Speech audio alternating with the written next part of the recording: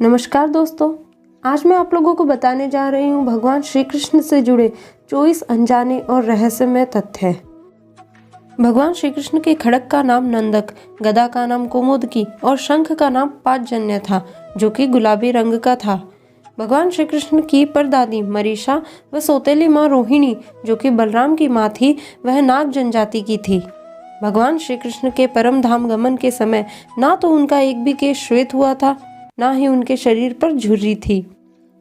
श्री कृष्ण के धनुष का नाम सारंग व मुख्य आयुध चक्र का नाम सुदर्शन था। वह लौकिक, दिव्यास्त्र व देवास्त्र तीनों रूपों में कार्य कर सकता था। उसकी बराबरी के विध्वंसक केवल 2 अस्त्र और थे, पाशुपातास्त्र और प्रसवपास्त्र। जैन परंपरा के मुताबिक भगवान श्री कृष्ण के चचेरे भाई तीर्थंकर नेमिनाथ थे, जो हिंदू परंपरा में घोर अंगिरस के नाम से प्रसिद्ध है।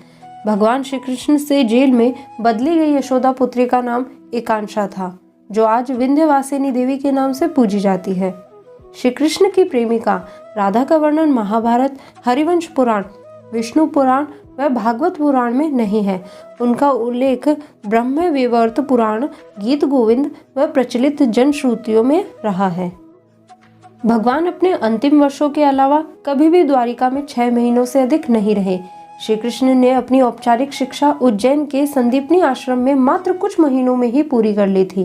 उन्होंने अपने चचेरे भाई घोर अंगिरस यानी नेमिनाथ के यहाँ रहकर भी साधना की थी। प्रचलित बातों के अनुसार भगवान श्री कृष्ण ने मार्शल आर्ट का विकास किया था। ब्रिज के वनों में इन्होंने इस मार्शल आर्ट का विकास किया था।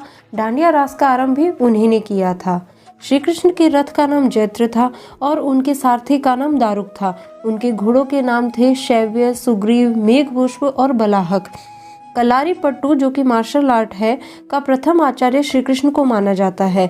इसी कारण नारायणी सेना भारत की सबसे भयंकर प्रहारक सेना बन गई थी। भगवान श्री कृष्ण की त्वचा का रंग मेघ श्याम था और उनके शरीर से एक मादक गंध निकलती थी। भगवान श्री कृष्ण की मांसपेशियां मृदु परंतु युद्ध के समय विस्तृत हो जाती थी। श्री कृष्ण अर्जुन से भी श्रेष्ठ धनुर्धर थे और यह सिद्ध हुआ भद्र राजकुमारी लक्ष्मणा के स्वयंवर में, जिसकी प्रतियोगिता द्रौपदी स्वयंवर के ही समान परंतु अधिक कठिन थी।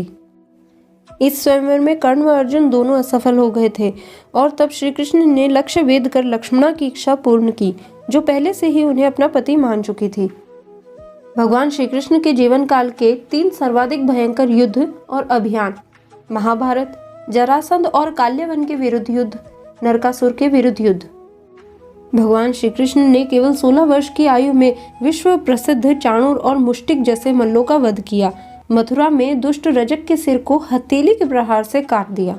भगवान श्री कृष्ण ने असम में बाणासुर से युद्ध के समय, भगवान शिव से युद्ध के समय माहेश्वर ज्वर के विरुद्ध वैष्णव ज्वर का प्रयोग कर विश्व का प्रथम जीवाणु युद्ध किया था।